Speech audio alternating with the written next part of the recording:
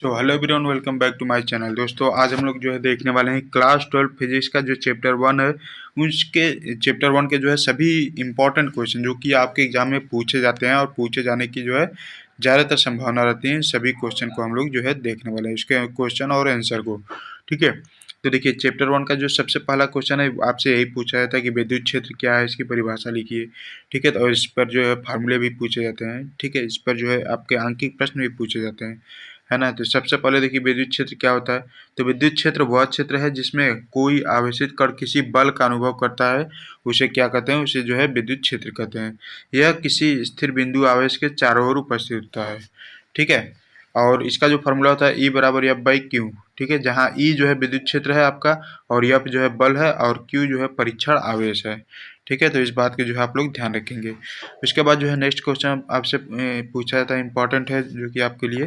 ठीक है, आपसे पूछा जाता है कि विद्युत क्षेत्र की परिभाषा विशेषताएं बताइए। ठीक है, परिभाषा तो हो गया विद्युत क्षेत्र का, लेकिन विद्युत क्षेत्र की विशेषताएं आपसे पूछा जाता है।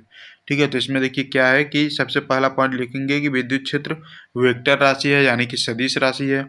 ठीक है, और उसके बाद जो है सेकंड पॉइंट लिखेंगे कि इसकी दिशा सकारात्मक आवेश के लिए बाहर की ओर और जो है ऋणात्मक आवेश के लिए अंदर की ओर होती है। ठीक है, उसके बाद जो है तीसरा पॉइंट लिखेंगे कि यह आवेश के चारों ओर सभी बिंदुओं पर अलग अलग हो सकता है। ठीक है, ऐसा नहीं कि किसी भी आवेश के चारों ओर जो है हर जगह जो है एक समान विद्युत क्षेत्र होगा।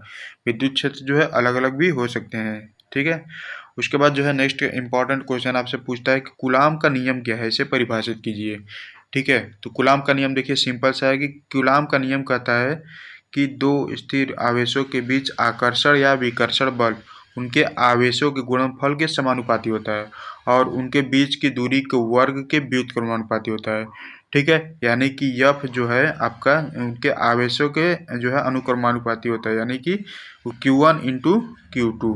ठीक है, और उनके वर्ग के दूरी के वर्ग के व्युत्क्रमानुपाती होता है। ठीक है, यानी कि यफ प्रोपोर्शनल 1/r²। ठीक है, जब इन्हीं दोनों को मिलाएंगे तो यफ बराबर के एक स्थिरांक आ जाएगा। ठीक है, और Q1 Q2 अपान r², ये जो है हो जाएगा फार्मूला।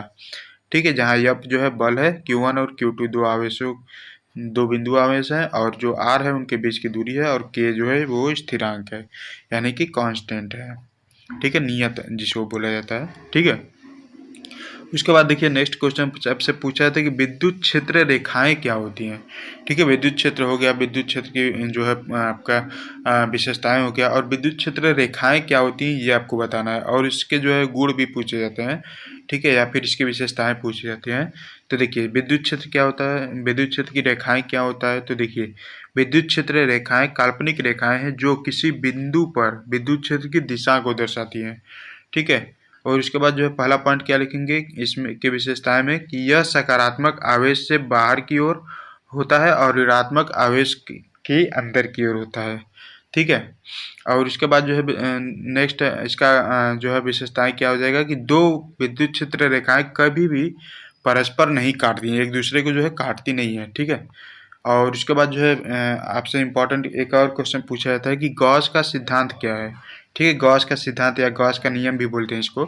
तो देखिए इसका आंसर क्या है कि गॉस का सिद्धांत कहता है कि किसी बंद पृष्ठ पर स्थित कुल विद्युत फ्लक्स उस पृष्ठ के अंदर स्थित कुल आवेश के समानुपाती होता है। ठीक है, यानी कि फाई बराबर क्यू बाई एप्सिलॉन नॉट। ठीक है, ये जो है आपका क्या है, ये जो है आपका फार्मूला है। ठीक है, उसके बाद जो है ये भाई क्या है, तो भाई जो विद्युत फ्लक्स है, क्यू जो है ये जो है आपका निर्वात की विद्युत गुणांकता है। ठीक है, यानी कि निर्वात की जो है आपका विद्युत स्थिरता बोल सकते हैं इसको। ठीक है, उसके बाद जो है नेक्स्ट क्वेश्चन आपसे पूछा जाता है कि विद्युत क्षेत्र और विद्युत बल में क्या अंतर है।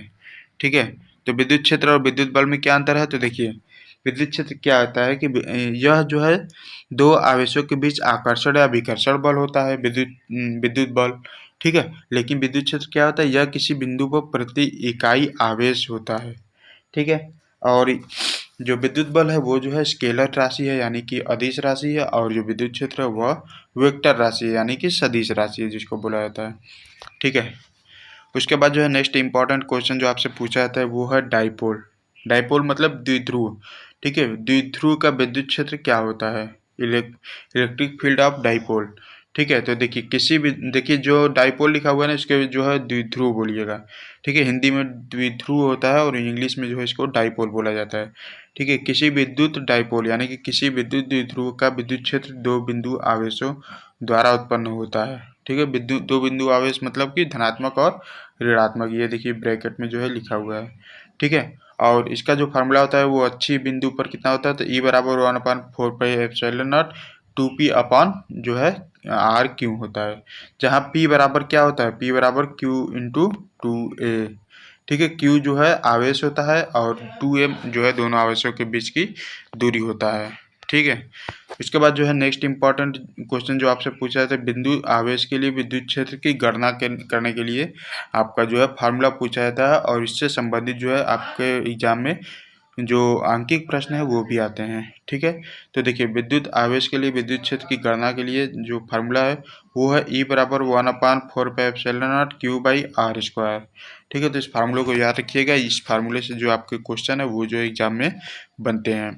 ठीक है, तो ये सभी जो है इंपॉर्टेंट क्वेश्चन है जो कि चैप्टर नंबर 1 के थे। तो आई होप कि आपको वीडियो पसंद आएगा। प्लीज़ वीडियो को लाइक कीजिएगा, अपने दोस्तों के साथ भी शेयर कीजिएगा, और अगर आप चैनल पर पहली बार आए चैनल को सब्सक्राइब करके बेल आइकन को प्रेस कर लीजिए। किसी भी तरह का कोई भी हेल्प चाहिए आप हमें कमेंट कर सकते हैं। Thank you for watching.